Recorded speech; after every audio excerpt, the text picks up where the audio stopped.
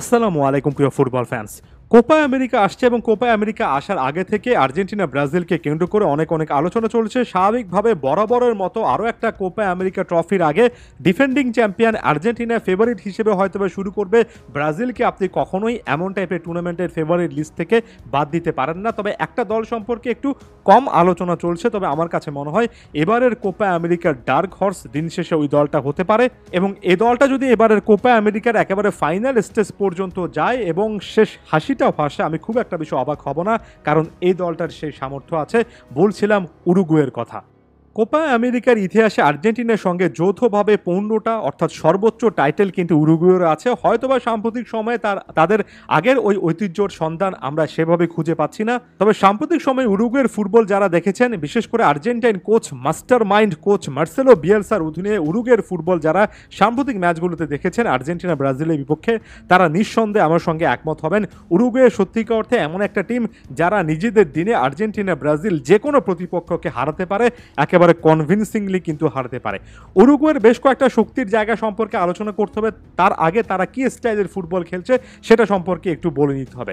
Marcelo Bielsa এমন একজন coach যার ফুটবল ক্যারিয়ারটা ট্রফির দিক থেকে হয়তোবা অনেক নামি দামি কোচের মতো সমৃদ্ধ নয়, তবে ফুটবল আইডিওলজি, নতুন ট্যাকটিক্স, ফুটবল ফিলোসফি বা দর্শন যেটাকে বলে, এই জায়গা থেকে তিনি এত বড় একটা নাম। একটা সিম্পল উদাহরণ দিই, পেপ গার্দিওলাকে আমরা অনেকে জেনারেশনের অন্যতম সেরা একজন কোচ হিসেবে মানি। সে পেপ গার্দিওলা মার্সেলো বিয়েলসা টাইপের একজনকে তার নিজের বস হিসেবে, তার নিজের ফুটবল গুরু হিসেবে অনেক দিন থেকে কিন্তু মেনে এসেছেন।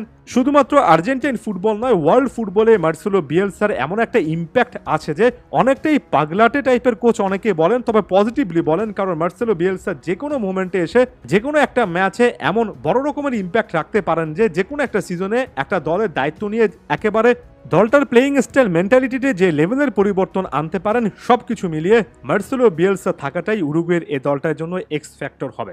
এই বিয়েলসার অধীনে সর্বশেষ 10টা ম্যাচ খেলে উরুগুয়ে 8টা ম্যাচে কিন্তু পজিটিভ রেজাল্ট দেখেছে, 6টা জয় এবং 2টো ড্র।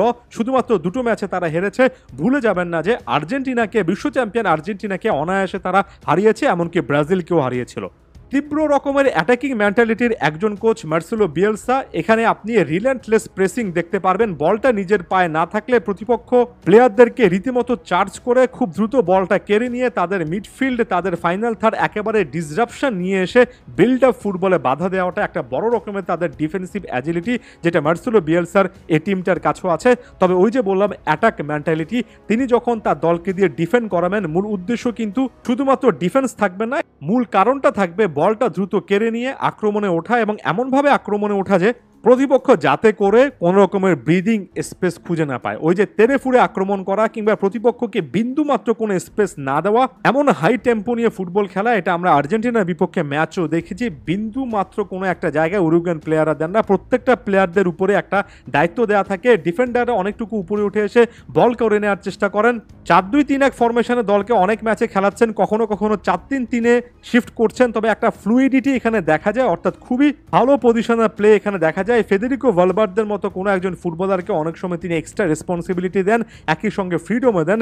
মার্সেলো বিয়েলসার কাছে ট্যাকটিক্যালি এমন অনেক attacking in match innovation tactics থাকবে যে এটা আসলে ডরিবেল জুনিয়র কিংবা লিওনেল স্কালোনির মতো কোচের বড় পরীক্ষা নেওয়ার মতো একটা ব্যাপার হবে। ট্যাকটিক্যালি মার্সেলো বিয়েলসাকে হারানো খুব একটা বেশি সহজ কোনো ব্যাপার নয়। উরুগুয়ের এই স্কোয়াডে ডিফেন্সে রোনাল্ড আরাহুর মতো ট্যালেন্ট আছে, মিডফিল্ডে Manuel Ugarte, Federico Valverde, Rodrigo Bentancur, Nicolas de la Cruz, final থার্ডে Facundo Pellistri, Brian Rodriguez, Luciano Rodriguez, তার সঙ্গে ডারউইন নুনিয়েস আর লুইস সুয়ারেজের মতো অভিজ্ঞ প্লেয়ারদের যদি অ্যাড করা হয়, ওভারঅল একটা ব্যালেন্স দল হবে। আরও অনেক প্লেয়ার আছেন যারা মিলে সত্যিকার অর্থে খুবই ভালো মানের একটা দল তৈরি করেন। হয়তোবা অনেক সুপারস্টার প্লেয়ার আপনি এখানে পাবেন না, তবে একটা দল হিসেবে আক্রমণাত্মক একজন কোচ এর আন্ডারে এ দলটা সত্যিকার অর্থে ভয়ঙ্কর। ওই যে বললাম, এবার কোপা আমেরিকার ডার্ক হর্স কিন্তু এ দলটা হতেই পারে।